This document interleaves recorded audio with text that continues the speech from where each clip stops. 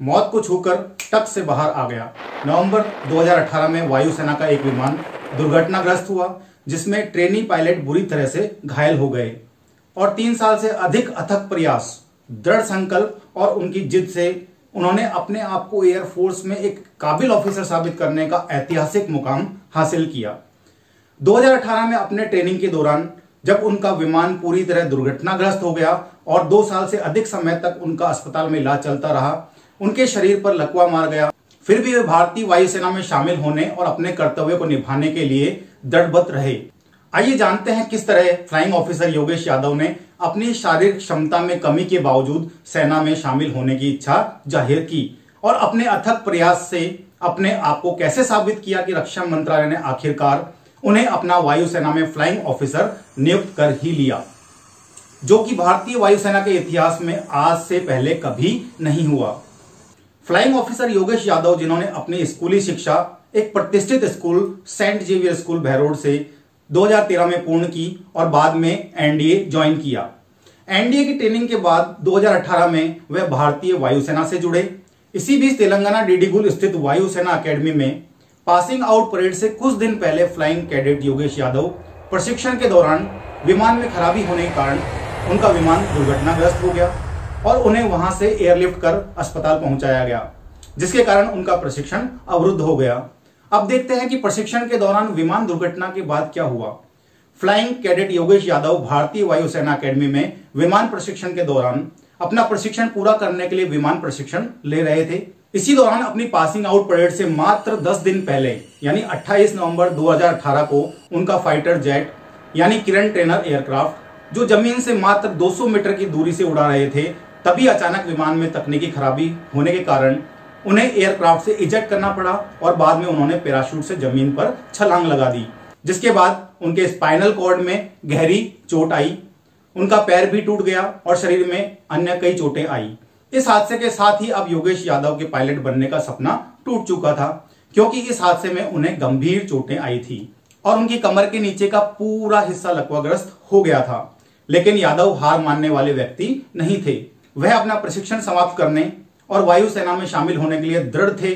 उन्होंने संकल्प लिया कि वे अपना प्रशिक्षण किसी भी कीमत पर पूर्ण करेंगे और इसी संकल्प को लेकर उन्होंने कड़ी मेहनत कर अपनी शारीरिक दुर्बलताओं से उभरने के लिए अथक प्रयास किए।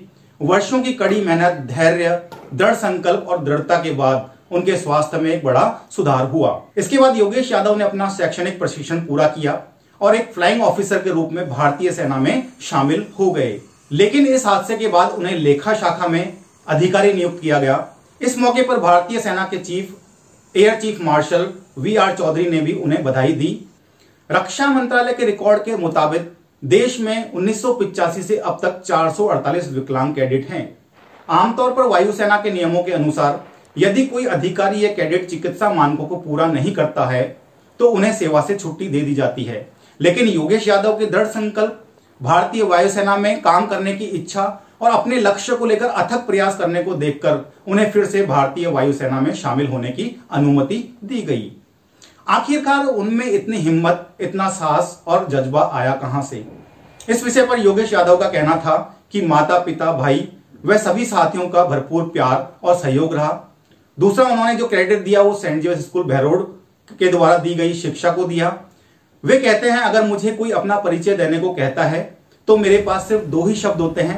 पहला शब्द I am an ex Xaverite और दूसरा I am an ex NDA. I have 2 identities with me, specifically 2 identities if I have to introduce myself. Firstly, I am a Xavierite and secondly, I am an ex-NDA. कहा जाता है कि determination page of. IAF ने उनके दृढ़ संकल्प को देखा और भारतीय वायुसेना में जारी रखने की अनुमति देने का फैसला किया। लेकिन इसके लिए रक्षा मंत्रालय की मंजूरी जरूरी होती है। सूत्रों ने बताया कि रक्षा मंत्री राजनाथ सिंह ने पिछले साल यादव के भारतीय सेना में बने रहने को मंजूरी दे दी थी। योगेश यादव ने साबित कर दिया कि दृढ़ संकल्प से कुछ भी हासिल किया जा सकता है। आपने सुना ही होगा कि अगर कोई किसी काम को पूरे मन से करने की ठान ले तो उसके सामने किसी भी तरह की समस्या का समाधान वह आसानी से ढूंढ सकता है, कर सकता है। यह वाक्य फ्लाइंग ऑफिसर योगेश यादव ने बखूबी साबित किया। उनके दृढ़ संकल्प को देखकर भारतीय वायुसेना ने उन्हें लकवाग्रस्त होने के बाद भी भारतीय वायुसेना में काम करने की मंजूरी दी। इस मंजूरी को अंतिम रूप से रक्षा मंत्रालय द्वारा भी मुहर लगा दी गई है और इस तरह योगेश यादव बने भारतीय वायुसेना में शामिल होने वाले पहले स्पेशली एबल्ड फ्लाइंग ऑफिसर। हाल ही में 4 जनवरी 2022 को उन्होंने अपने स्कूल सेंट जेवियर्स बहरोड, जहां से उन्होंने अपनी स्कूली शिक्षा प्राप्त की थी, वहां का भ्रमण किया। स्कूल पहुंचने पर शाला परिवार की ओर से उनका भव्य स्वागत किया गया। इस कार्यक्रम में स्कूल के उन विद्यार्थियों का सम्मान किया गया जिन्होंने वर्ष 2021-22 में विभिन्न खेलों में स्कूल व जिले का प्रतिनिधित्व किया। इन विद्यार्थियों को योगेश यादव ने प्रमाण पत्र व मेडल पहनाकर उनका उत्साहवर्धन किया। कार्यक्रम के दौरान योगेश यादव ने अपने अनुभव स्कूल के बच्चों के साथ साझा किए। अपने वक्तव्य में उन्होंने बच्चों से अच्छी संगति में रहने, खूब मेहनत करने, कभी हार न मानने के लिए प्रेरित किया। उन्होंने बताया कि मेहनत का कोई दूसरा विकल्प नहीं है। एक इंटरेक्टिव सेशन में वे बच्चों से रूबरू हुए और उनके सवालों का जवाब दिया। 12th accounts, I completed this thing, whole BCom syllabus in just 1 year. And finally, when the results were out, all 21 guys were there, and I was the first.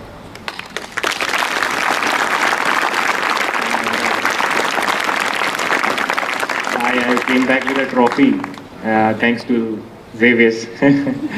बच्चों ने उनसे ऑटोग्राफ भी लिए, जिस पर योगेश यादव ने लिखा happy landing. So this was the journey starting from Xavier's to the end. So I'll not take much of your time. Just few advices I would like to give you, because I used to sit where you are sitting right now. Used to wear same blazer. I must have kept this blazer also. I have to find it, but I definitely have it. Okay, and I started with a Hindi medium school. All thanks to this school only. Okay, you just try to participate in more and more things. Try to come up. Try to be an MC. Try to act. तो यह था सफर flying officer Yogesh Yadav का, जो उन्होंने अपने मुकाम को हासिल करने के लिए तय किया। मैं आशा करता हूं कि वो आगे भी अपने लक्ष्य को प्राप्त करने के लिए दृढ़बद्ध रहेंगे। उनसे पूछने पर उन्होंने बताया कि उनका अगला सपना पैरा ओलंपिक में अपने देश का प्रतिनिधित्व करना व मेडल जीतना है। 2.5 साल बेड पर रहने के बावजूद भी योगेश यादव की सीखने की ललक कम नहीं हुई। डॉक्टर्स ने उन्हें दिन में कम से कम 8 घंटे एक्सरसाइज करने की सलाह दी। उन्होंने इस समय को नई स्किल सीखने में बिताया। इस दौरान उन्होंने स्विमिंग, बैडमिंटन, लॉन टेनिस आदि खेल न बल्कि सीखे, अपितु नेशनल गेम्स के लिए क्वालिफाई भी किया। So as I told you, I used to exercise for 8 hours a day, and then I started badminton. So I still play badminton, and I was going for para badminton nationals.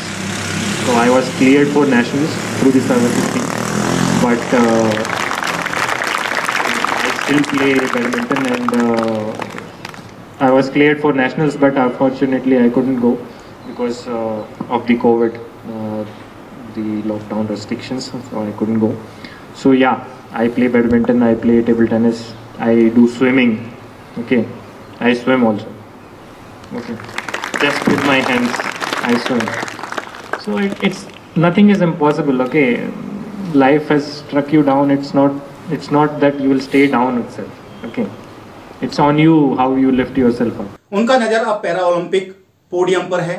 हमारी भगवान से यही दुआ है कि वो जीवन में इस अध्याय में भी सफल रहें। जय हिंद, जय भारत।